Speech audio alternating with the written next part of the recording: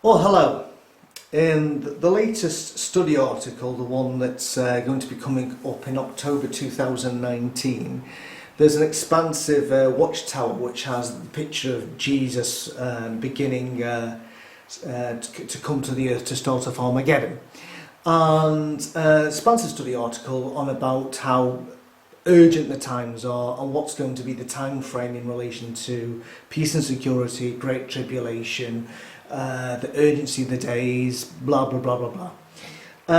Now there's an important thing that came up in this particular watchtower, and what I'm going to do is through the miracle of jw.org, instead of me reading it, I'm actually going to play it for you. So if you listen carefully to what happens here.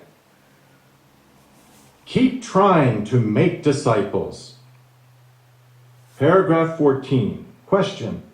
According to Jesus' instructions recorded at Matthew 28:19 and 20, what do we try our best to do and why?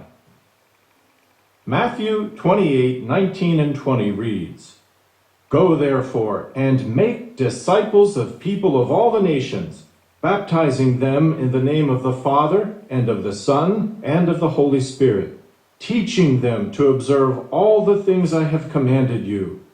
And look, I am with you all the days until the conclusion of the system of things. As we conduct Bible studies, we have to try our best to make disciples, teaching them to observe all the things Jesus has commanded. We need to help people understand how important it is for them to take their stand for Jehovah and his kingdom. This means trying to motivate people to make the truth their own by applying what they learn, dedicating their life to Jehovah, and getting baptized. Only then will they survive Jehovah's day. Paragraph 15. Right, okay. The reason why I think that particular article is quite illuminating is because, as you know, many Jehovah's Witnesses come along to the meetings and their spouses don't come along with them.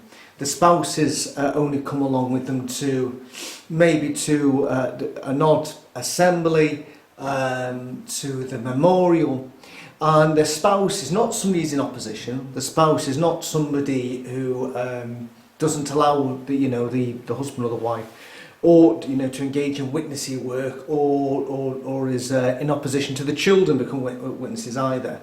But if you always speak to the spouses,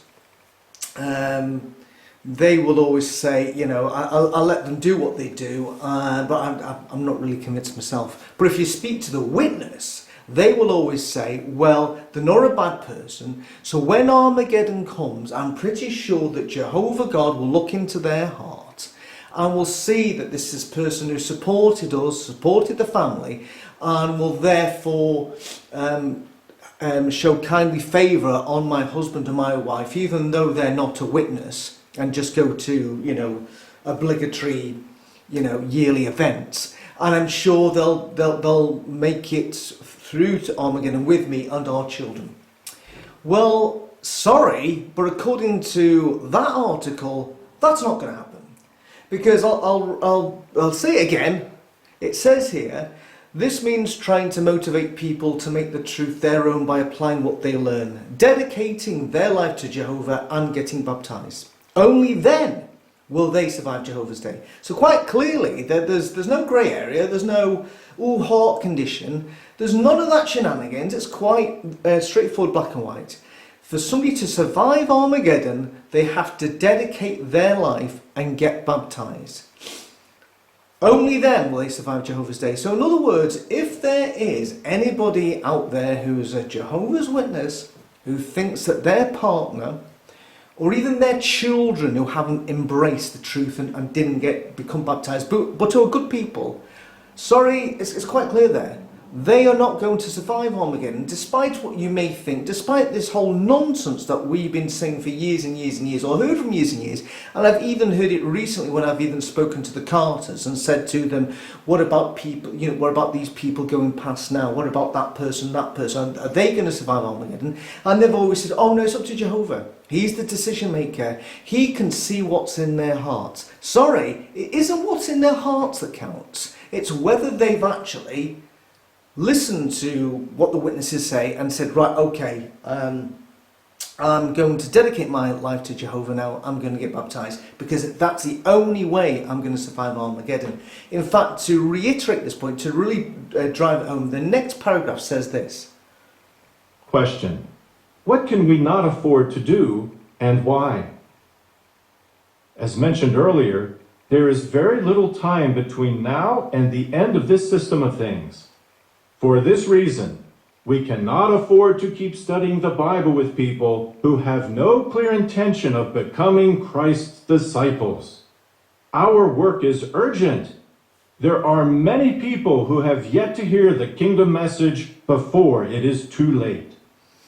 So in other words, what the article is trying to say is quite simple. That if the witnesses are studying with somebody who's holding back from making that decision, who's just happy to maybe have them, visit and do a Bible study and, just go along to the odd meeting or whatever, it's the same thing. If they don't make the decision to dedicate their life to Jehovah, well, really dedicate their life to this man-made organisation, that the witnesses are told, therefore, to say, right, okay, you have to wash your hands of them and you have to then move on. You have to wash your hands of them because they are not going to survive Armageddon. So there's no point wasting your time with somebody who's not going to dedicate their life to Jehovah because they're not going to survive.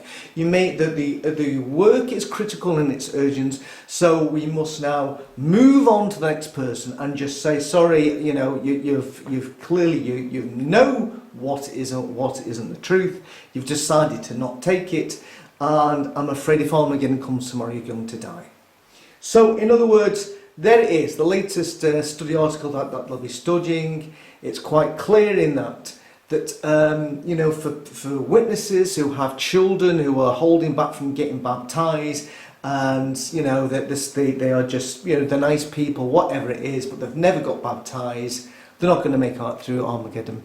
If they have spouses or parents, if the witness has parents who again is not in opposition, a nice person, believes in God, but's never got baptized, they're not going to survive Armageddon. So this whole nonsense that they still say today, and I was brought up with, that God will look into individual people's hearts who aren't Jehovah's Witnesses and say, yeah, I think that they should go along with their baptized partner, or go along with their baptized children, or go, or whatever it is. This is not going to happen. So this just blows the myth.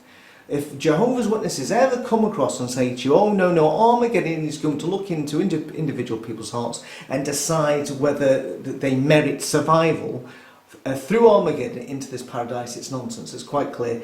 Unless you are a baptized Jehovah's Witness and have dedicated your life to this organisation, you are not going to make it through to Armageddon. Which means, as we've said before, which we've said many times before, when you try to get Jehovah's Witnesses down to the nitty-gritty of Armageddon and say, look, are only Jehovah's Witnesses going to survive Armageddon? And they go, oh, no. They're not. And you say, what about the people who've never had a witness, who will look into their hearts? Sorry, it's quite clear there. It's quite clear. Unless you are a baptized Jehovah's Witness, you are not going to make it through to Armageddon. Now, I am a baptized Jehovah's Witness, so if Armageddon comes tomorrow, do I make it? I'm confused. It's a bit tricky. And somebody you're studying really believes it. Doesn't, they've held back from getting baptized. They could have got baptized at the last assembly, but they're still holding back. And Armageddon comes tomorrow because they never got baptized when they should have. they're going to die at Armageddon, but apparently because I am baptised, maybe I'll survive. It's odd. It's odd. It's very, very odd. But anyway, I just thought I'd bring that out because I think it's a valid point, and I think it's something that if you're speaking to witnesses, or if you've got witness relatives who still believe that their lovely husband, or their lovely wife is going to make it through Armageddon, it's quite clear. I'm very sorry. In Armageddon, after Armageddon, you are going to be a widow, and that person that you've loved for 40 or 50 years, and you brought up your children, and you looked after the grandchildren. Sorry, he's gone. At Armageddon, he's going to die in front of your eyes because he only attended the memorial and the odd convention, drove you there and back to the kingdom hall, let you raise up your children as witnesses, was never in opposition, but because he never dedicated his life to become a Jehovah's Witness, I'm afraid faithful sister Doris is going to see her husband of many, many years, Fred, die in front of her very eyes. And what a joyous time that would be. What a joyous time that would be, because the paradise without her husband, who should be a widow. Yes, it doesn't make any sense, that really, does it? It seems a little bit unfair that God would destroy somebody, like Fred. It doesn't make any sense. But anyway, I thought I'd leave that with you. So if you see any Jehovah's Witnesses, just say, look, can you just clarify this one for me? And if they go, oh, why, heart condition, it's not heart condition. It's quite simple, it's quite clear. You have to be baptised, Jehovah's Witness, to survive Armageddon. Anyway, thanks for watching, and appreciate your comments. Bye-bye.